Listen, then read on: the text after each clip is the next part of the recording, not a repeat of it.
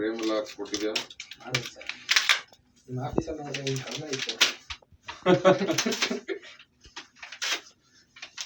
ನಿಮ್ಮ ಆಫೀಸಲ್ಲಿ ನೋಡಿ ಕಡಿಮೆ ಇತ್ತಾ ಎಂಥದ್ದು?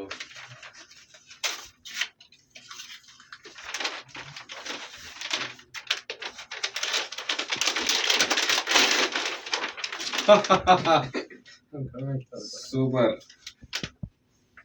ನೈಸ್. ಸರ್ ತೋರಿಸ್ತೀರಾ?